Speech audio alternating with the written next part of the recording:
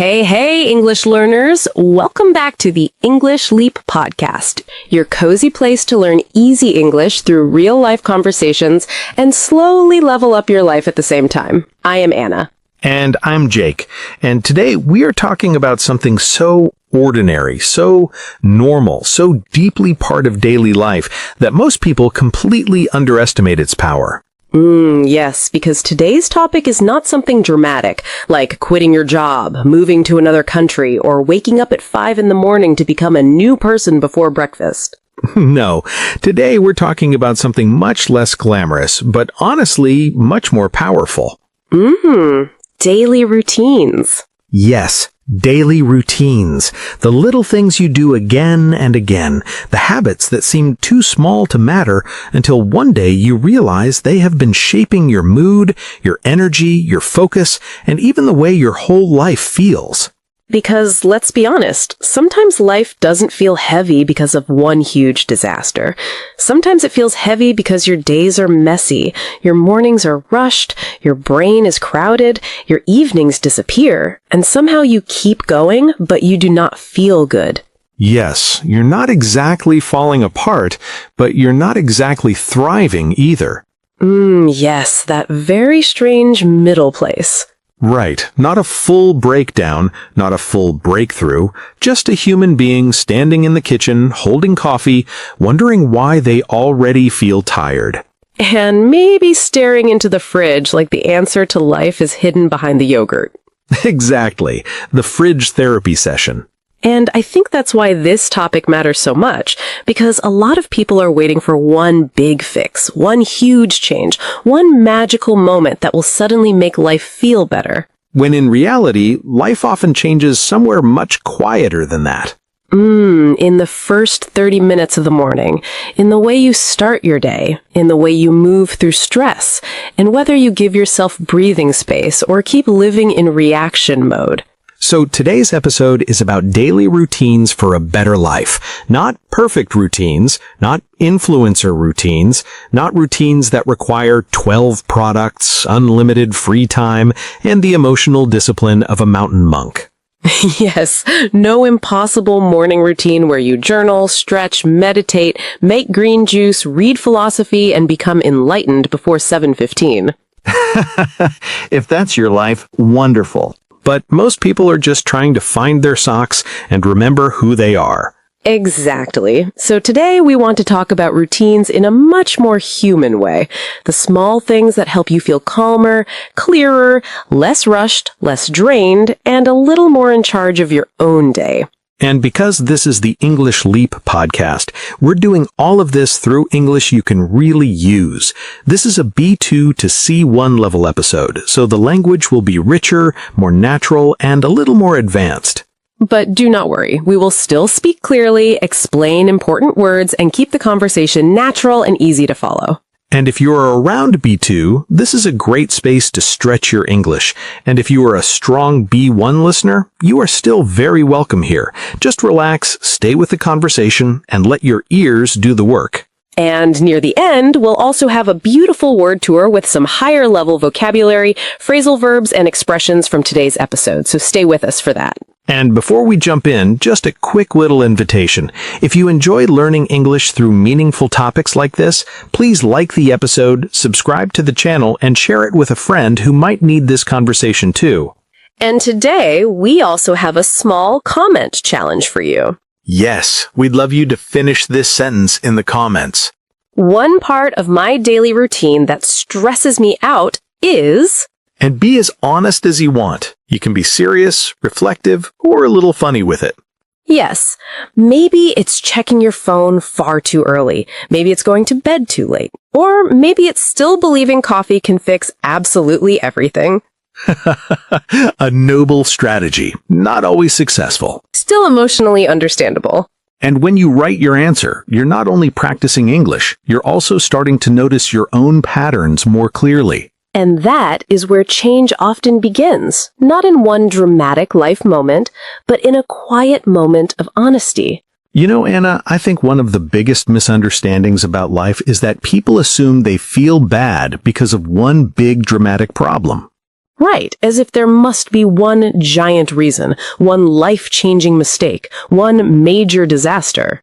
Exactly, but very often that's not what's happening at all. People are not always falling apart because of one huge crisis. Sometimes they just feel worn down by hundreds of tiny habits that slowly drain them. Yes, it's much quieter than people think. You wake up tired, rush through the morning, check your phone too much, eat badly, move very little, carry stress all day, and then wonder why life feels heavy. And the strange thing is, because none of those habits seems dramatic on its own, people often ignore them. They think, well, it's just one rushed breakfast, or it's just one late night, or it's just one stressful morning. But when just one becomes every day, it starts shaping your whole emotional life. Yes, and that's when people begin to go through the motions. That phrase is so useful. If you go through the motions, you do things automatically, almost without feeling present or emotionally connected. You're functioning, but you're not really there. Exactly. You answer emails, make coffee, attend meetings, wash dishes, smile politely, and somehow your whole day feels like it happened to someone else. Yes, your body is present, but your soul is still buffering. Oof, that is painfully accurate. And over time, that kind of life can leave you feeling depleted. Yeah, if you feel depleted, you feel drained. Your energy is low, your mental battery is weak, and even small things start to feel heavier than they should. And I think a lot of people relate to that. Not dramatic sadness, not total collapse, just this quiet feeling of, why do I feel so drained all the time? Yes, and often the answer is hidden in the routine, not in one giant life event. And once you realize that, the next question becomes very obvious. If daily habits can slowly drain you, where does that draining often begin? Usually much earlier than people think. Very often it begins in the first half hour of the day. Yes, because a chaotic morning doesn't stay in the morning. It follows you. Completely. A bad morning has a very special talent for ruining hours that did absolutely nothing wrong. That's true. The day itself was innocent. Exactly. The afternoon was ready to cooperate, but the morning had already started a small war. And I think so many people know this feeling. You wake up late, grab your phone immediately, read 3 messages that irritate you, skip breakfast, rush through everything, and leave the house already mentally behind. Yes, and in that state, your mind becomes overstimulated. If you're overstimulated, it means your brain is receiving too much input, too much noise, too much information, too quickly, and the nervous system starts to feel overloaded. Right. It's not just that you're busy, it's that your mind has no clean space. Before you've even brushed your teeth properly, you've already seen notifications, headlines, work messages, short videos, somebody else's success story, and one random email trying to sell you something you do not need. Yes, because apparently 7:12 a.m. is the perfect time to buy shoes you never asked for. The internet is very confident. Too confident. And then the whole morning feels frantic. Yes, frantic means rushed, panicked, and full of chaotic energy. It's that state where you're doing many things quickly, but nothing feels calm or organized. Yes, you're looking for your keys while mentally rewriting an email, trying to drink coffee like it's emergency medicine, and putting on one shoe with the energy of a person escaping a natural disaster. And somehow still leaving the house feeling like you forgot something important.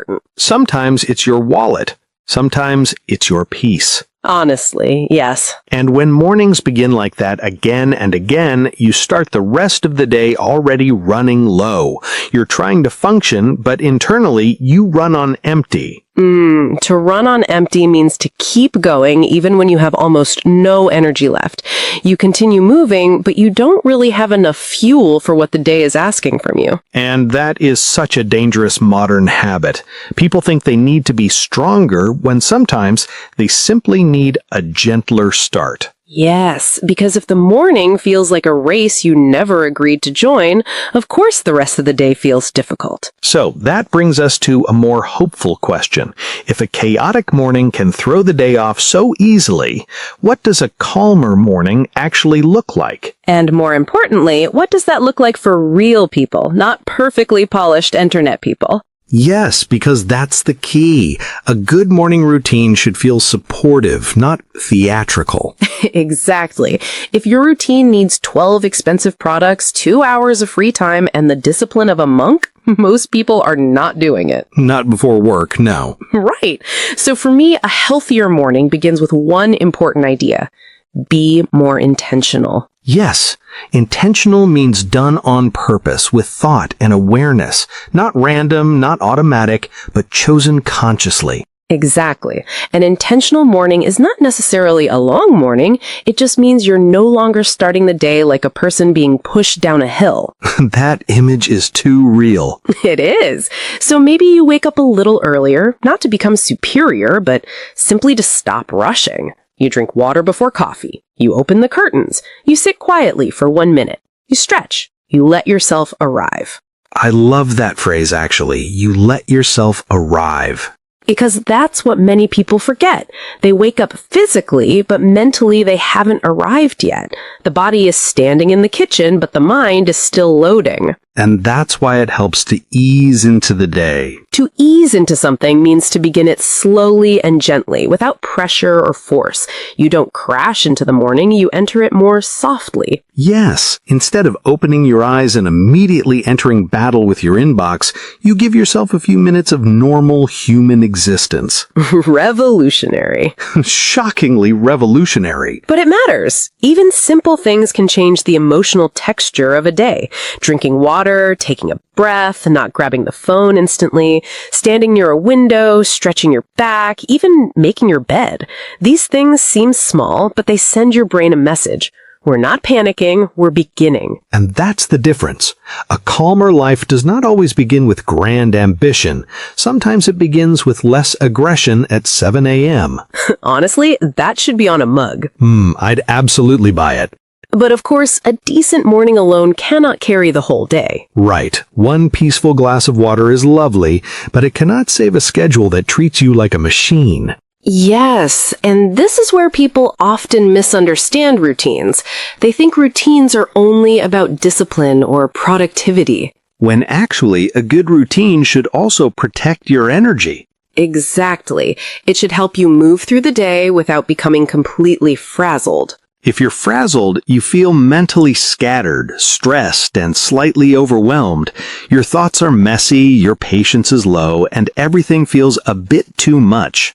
Yes, it's that feeling when your mind has too many tabs open, and one of them is definitely making noise, but you don't know which one.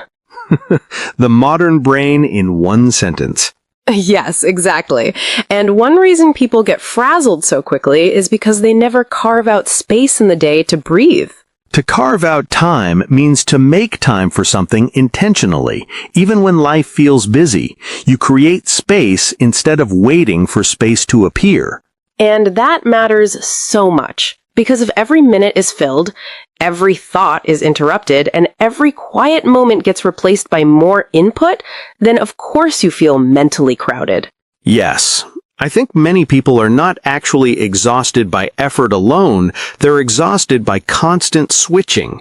Switching tasks, switching screens, switching conversations, switching attention. That's so true.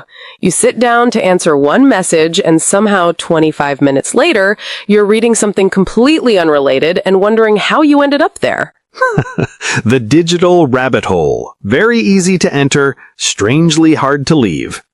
Yes, exactly. So routines that protect your energy can be very simple. Doing fewer things at once, taking a short walk without your phone, eating lunch without also watching 5 clips and replying to 6 messages, planning your day in a simpler way, leaving small pockets of space. Yes, because peace is not only about rest at the end of the day, it's also about reducing unnecessary friction during the day. And once you start thinking about routine that way, something shifts. It stops being just a productivity trick. Yes, it becomes something deeper. It becomes emotional support. Yes, and I think that's the part people underestimate most. Yes, because a routine is not just a system, it can also be a form of comfort. Yes, a good routine can make life feel safer inside your own mind. Which sounds simple, but it's actually profound. Because when life feels uncertain, repetitive little habits can become very grounding. Exactly. Making tea at the same time each evening, laying out your clothes the night before, taking 10 quiet minutes after lunch, writing down tomorrow's tasks before bed. These habits are small, but they create familiarity, and familiarity can be very calming. Adulthood is sometimes just getting excited because you prepared for tomorrow. Yes, and calling that emotional stability. Honestly, though, it is a kind of emotional stability. It is, because a routine says something important. It says, my peace matters. My energy matters. I don't want every part of my life to feel reactive and chaotic. And that's why I think routines help people feel more in control without becoming rigid. You don't need to schedule your life like a military operation. You just need a few reliable moments that keep you steady. Yes, not perfection, just steadiness. And perhaps that becomes most obvious in the evening. Completely. Because the way you end the day often decides the quality of the next one. Yes, exactly. And that's why evenings matter so much. They really do. And yet people often treat them like the emotional leftovers of the day. That's painfully accurate. It's true. By the evening, many people are tired, overstimulated, slightly irritable, and just throwing themselves toward bedtime with no real sense of closure. Yes, and that's why evening habits should be restorative. If something is restorative, it helps you recover. It renews your energy, calms the mind, and gives something back to you. Exactly. A restorative evening doesn't have to be fancy. It can be very simple. Lower light, less screen time, a shower, preparing for tomorrow, writing in a journal, reading a few pages of something calming, even 10 quiet minutes without input. Yes, because so many people say they want rest, but then spend the whole evening doing things that keep the brain busy. Yes, I'm relaxing, they say, while somehow becoming emotionally invested in 15 strangers arguing online. Exactly. Or they check one message before bed and somehow end up researching something completely unnecessary at midnight. Yes, and then they wonder why their brain is hosting a conference when they're trying to sleep. That's why a better evening routine matters so much. It helps you close the day instead of dragging it into the night. And I think that's such an underrated life skill, knowing how to stop, knowing how to soften, knowing how to let the day end. Because rest is not only sleep. Rest is also what you do before sleep. It's how you prepare your body and mind to feel safe enough to let go. And when you take all of that together, mornings, daytime habits, emotional steadiness, evenings, the deeper message becomes very clear. Yes, exactly. A better life is usually built much more quietly than people expect. It is, isn't it? I think many people imagine change as one huge, dramatic breakthrough. Right. One perfect Monday. One life-changing decision. One magical routine that fixes everything instantly. By next Tuesday, ideally. Of course, very reasonable expectations. But real life usually does not work like that.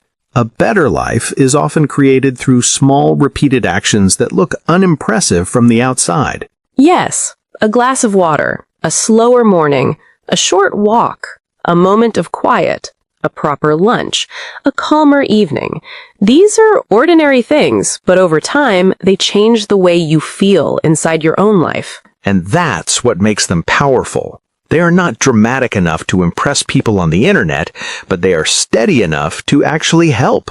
Honestly, that line says a lot. Because it's true. The habits that support your life are often not glamorous, but they help you stop merely surviving the week. They help you feel more present, more grounded, more like your days belong to you again. And I think that's the real goal.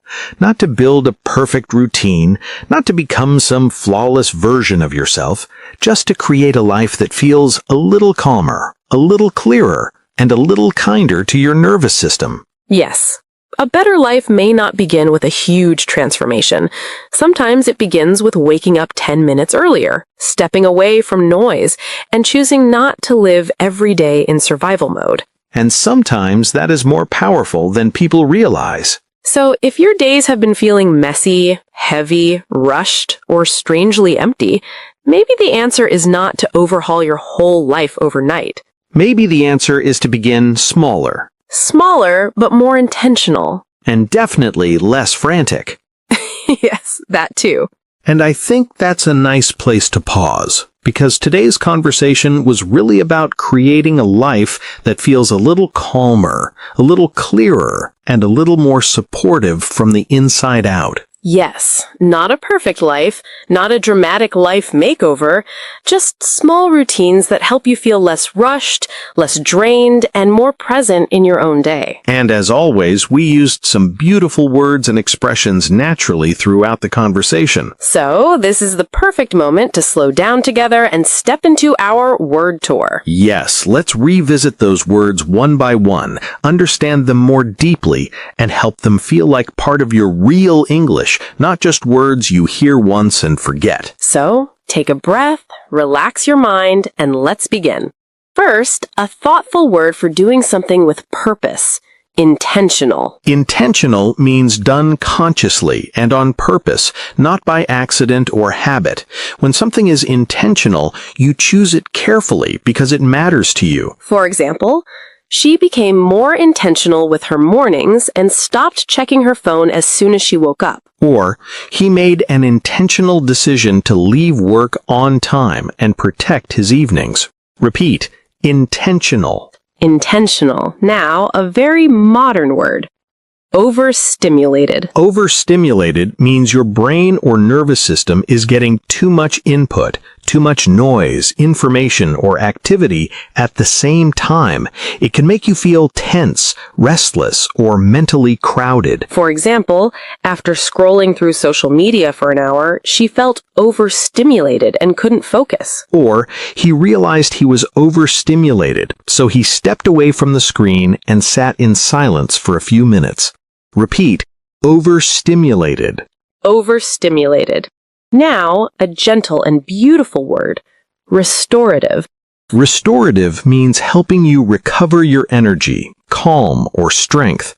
A restorative activity gives something back to you instead of taking more from you. For example, her evening walk was restorative because it helped her slow down after a stressful day. Or he wanted a restorative weekend, so he avoided noise, pressure, and too many plans. Repeat, restorative. Restorative.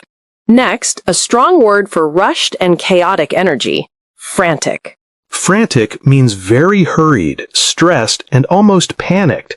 When someone feels frantic, their energy is fast, messy, and hard to control. For example, the whole morning felt frantic because she woke up late and couldn't find her keys. Or he was answering messages in a frantic way without really thinking clearly. Repeat, frantic. Frantic. Now, a word for having very little energy left. Depleted. Depleted means extremely drained or used up. You can feel depleted physically, mentally, or emotionally, as if your inner battery is almost empty. For example, by Friday evening, she felt completely depleted after a week of poor sleep and constant pressure. Or he looked calm on the outside, but inside he was emotionally depleted. Repeat, depleted. Depleted. And a more informal word with a very human feeling, frazzled. Frazzled means stressed, mentally scattered, and slightly overwhelmed. It often describes that state where your mind feels messy and your patience feels very thin. For example, after jumping between 5 tasks, she felt frazzled and needed a short break. Or he arrived at dinner looking completely frazzled after a long day of meetings. Repeat, frazzled. Frazzled. Next, a very useful phrasal verb, Carve out. Carve out means to make or create time for something, especially when life is busy. It suggests that the time does not appear naturally, so you make space for it deliberately. For example, she carved out 20 minutes each evening to read and clear her head. Or he had to carve out time for exercise because his schedule was always full. Repeat. Carve out. Carve out. Now a softer phrasal verb. Ease into. Ease into means to begin something slowly and gently, without pressure or force. It is a very natural expression when you want a calmer start. For example, instead of checking emails immediately, she eased into the day with tea and quiet music. Or, he likes to ease into the morning rather than rushing into work mode. Repeat. Ease into. Ease into. Next, an idiomatic expression many people will recognize. Run on empty. Run on empty means to keep going when you have almost no energy left. It is often used for times when your body or mind is still functioning, but there is no real fuel left inside. For example, she had been running on empty for weeks and finally realized she needed rest. Or, he looked productive, but in truth, he was just running on empty. Repeat. Run on empty. Run on empty. And finally, a very expressive phrase. Go through the motions. Go through the motions means to do things automatically without real feeling, focus, or engagement. You are still doing what needs to be done, but your heart and mind are not fully in it. For example, for a while she was just going through the motions at work and felt disconnected from everything. Or, he smiled and answered politely, but inside he felt like he was only going through the motions. Repeat. Go through the motions. Go through the motions. And that expression brings us back to the heart of today's episode. Yes, because a better life is not always about doing more. Sometimes it is about noticing when you're moving through the day without really feeling connected to it. And sometimes the smallest routines can quietly bring you back to yourself. A calmer morning, a softer evening, a little more space to breathe, a little less noise. If today's episode stayed with you, we hope it reminded you that change does not always have to be dramatic to be meaningful. Yes, small, steady habits may look ordinary from the outside, but in the long run, they can change the way your whole life feels. And if you want, tell us in the comments about one daily routine that helps you feel calmer, clearer, or more grounded. Or one small habit you would like to build into your day from now on. This is Anna. And this is Jake. And you have been listening to the English Leap podcast. Bye! Your progress doesn't end here. To continue advancing your English skills, click on the next video or explore the additional videos we've thoughtfully selected for you.